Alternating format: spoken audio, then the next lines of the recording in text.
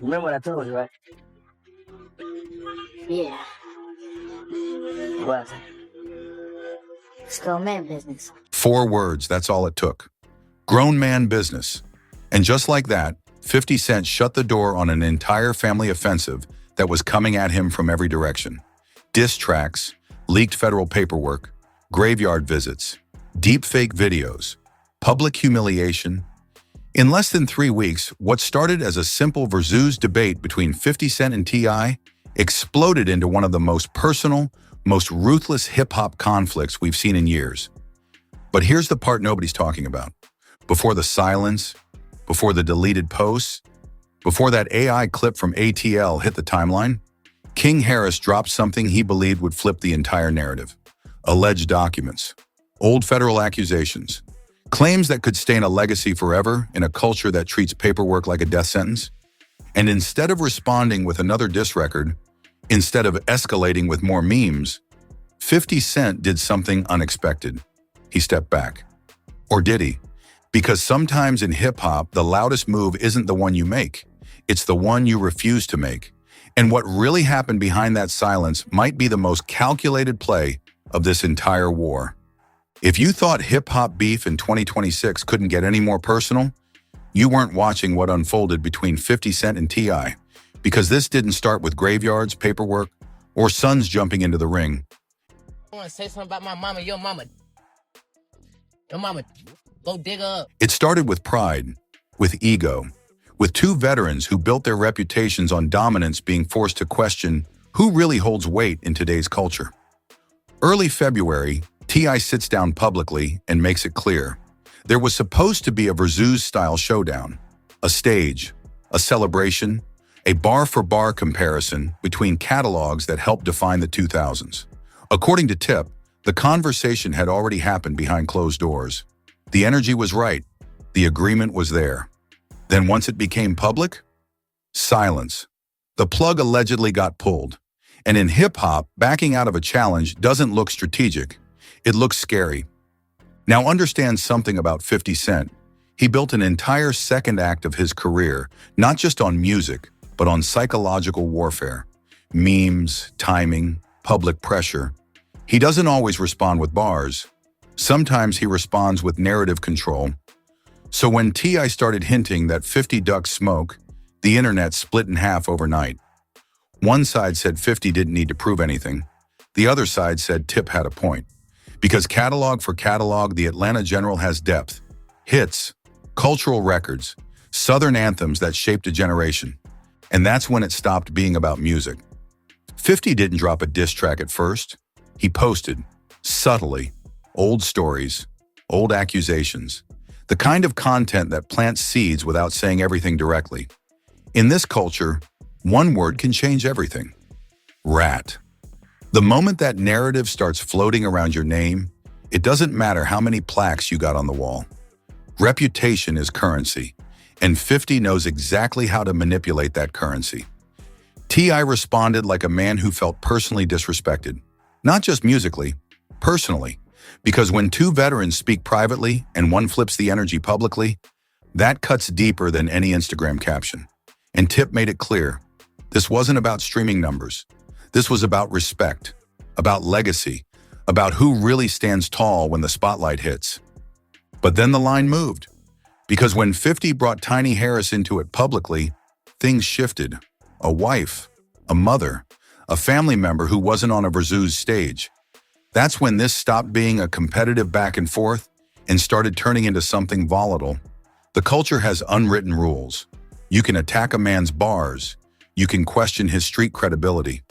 But when family gets involved, especially publicly, emotions override strategy. King Harris wasn't going to sit on the sidelines. He's 21. He grew up watching his father defend his name in interviews, on wax, in courtrooms, on stages. Loyalty runs different when it's blood.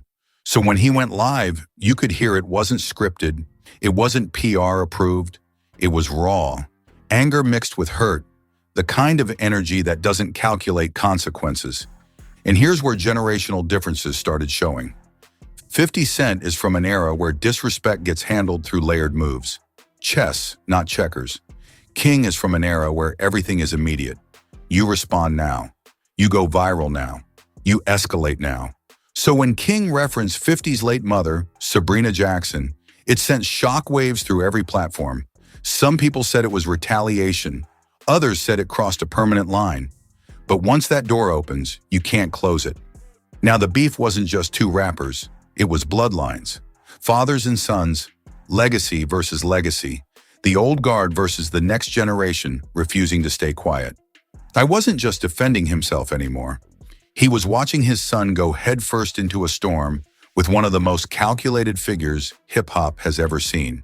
And here's what made it dangerous. 50 Cent doesn't always respond where you expect him to.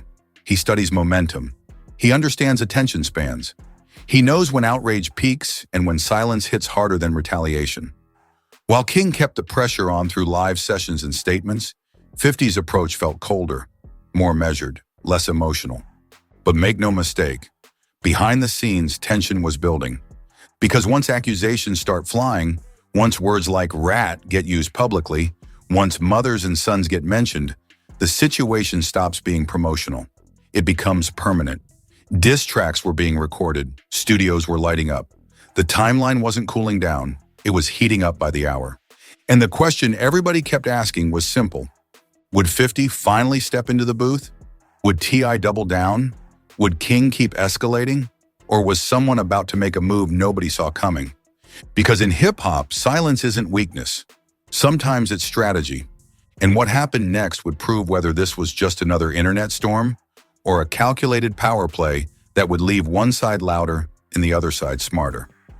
By the time the calendar flipped deeper into February, this wasn't social media banter anymore.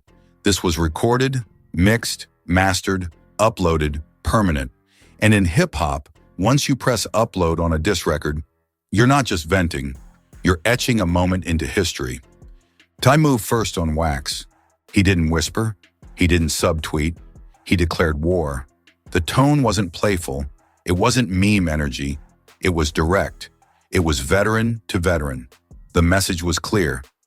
If this is about respect, then let's handle it the traditional way. Bars, no filters, no captions, just records. And that shifted the battlefield. Because 50 Cent built his modern dominance through digital warfare, timing, trolling, public humiliation. But T.I. was dragging him back to the arena where reputations were originally forged, the booth.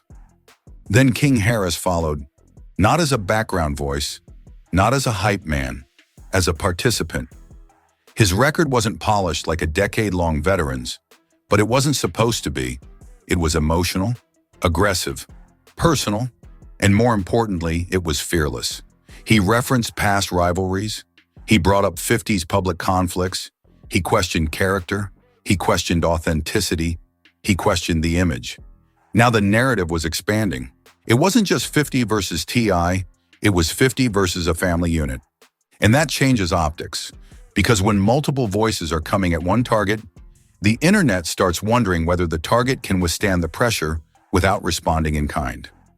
Every hour without a musical reply felt louder. Every meme felt smaller. The audience was waiting for bars. But then came the moment that turned tension into nuclear energy. King posted what he called the files.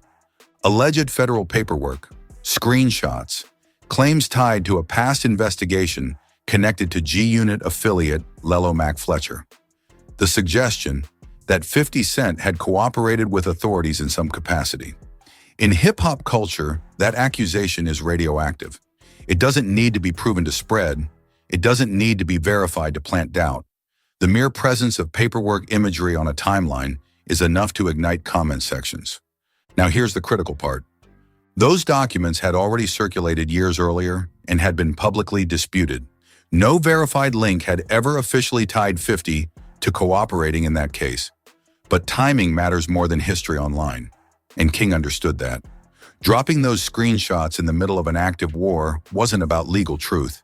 It was about narrative disruption. Because 50 had been labeling T.I. with that same stain, implying cooperation, questioning credibility. King flipped it, publicly, aggressively. The hunter became the hunted. And for a moment, the internet leaned forward. Would 50 explode? Would he respond with receipts of his own? Would this escalate beyond music into something physical? Instead, something else happened. More diss tracks surfaced from T.I.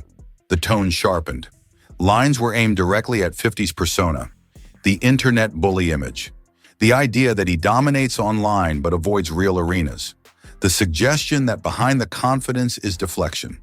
That behind the jokes is avoidance. That's a dangerous angle because it attacks identity, not just history. Meanwhile, King doubled down on loyalty messaging. He wasn't speaking like an industry insider.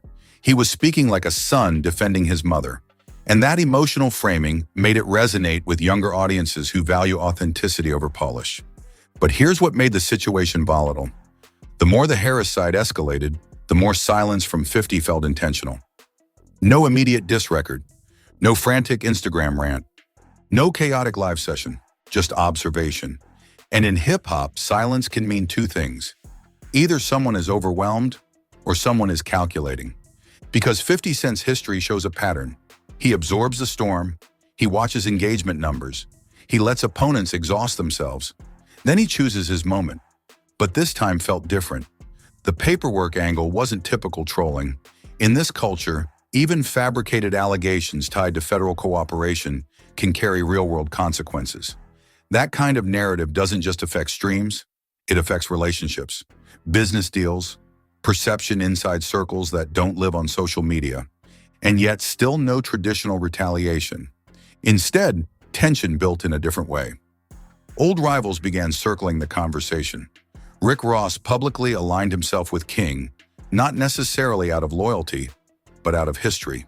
Long-standing tension between Ross and 50 meant any opportunity to jab felt strategic. Other commentators chimed in. Some criticized both sides. Some questioned where the boundaries should be. Others simply fueled the chaos. The beef wasn't contained anymore. It had become ecosystem-wide. The deeper question started forming. Was King elevating his name by stepping into this? Or was he stepping into a machine designed to outlast him? Because 50 Cent doesn't operate like a typical rapper in 2026. He operates like a media architect. He understands virality cycles. He understands fatigue. He understands that audiences eventually crave resolution. And just when the Harris camp appeared to have full momentum, more tracks, louder voices, viral documents circulating, 50 made a move that nobody predicted. He deleted everything. Every post connected to the feud. Gone. No explanation beyond a sarcastic caption suggesting hurt feelings. On the surface, it looked like retreat.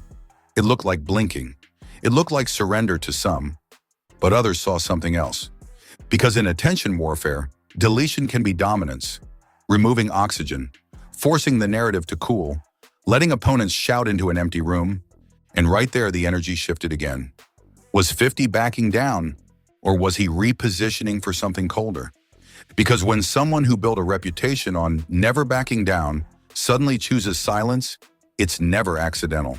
It's intentional. And the final move he made next would redefine the entire tone of this war. Not with bars, not with paperwork, but with something far more dismissive. Something that told King Harris exactly where 50 believed he stood in this hierarchy. And it wasn't on equal ground. And just when it felt like the pressure couldn't rise any higher, that's when 50 Cent made his real move. No diss track, no explosive press run, no emotional live stream. Instead, he wiped the board clean. Every post connected to T.I. gone. Every meme about King Harris deleted. Every piece of bait he had thrown into the fire erased like it never existed. In their place, a short message that felt sarcastic, almost playful, like the whole thing had never shaken him at all. To some people, it looked like retreat. To others, it looked like control. Because here's what most people don't understand about 50 Cent. He doesn't just respond to moments. He studies momentum. He built his second career not just off music, but off narrative timing. He knows when a story peaks. He knows when audiences get exhausted, and he knows that attention is a currency. And the person who controls it wins.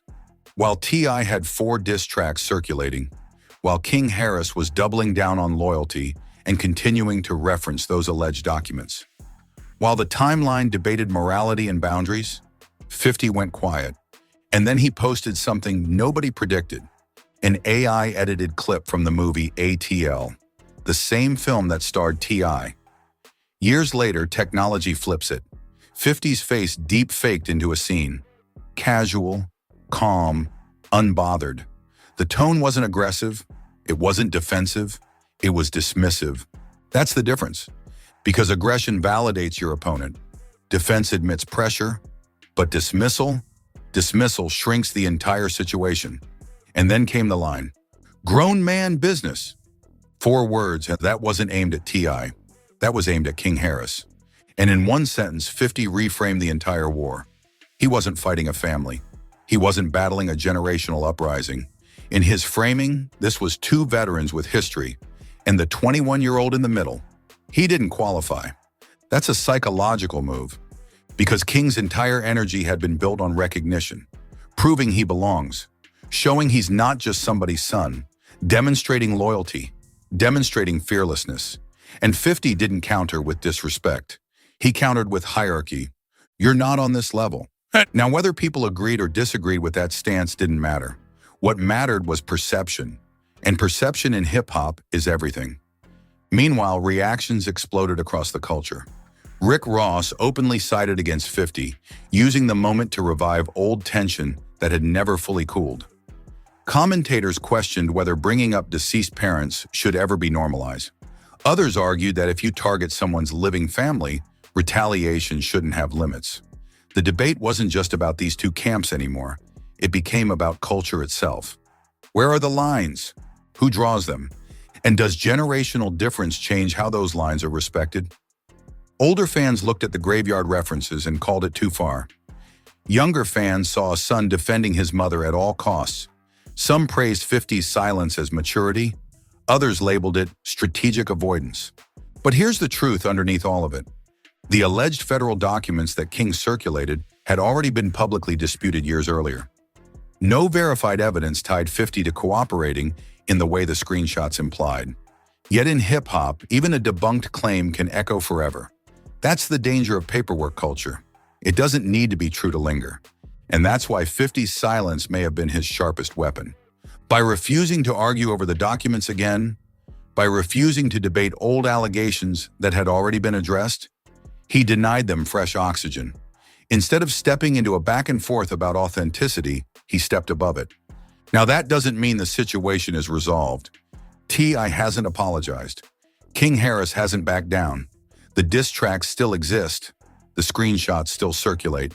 The fan base remains split, and the internet never truly forgets.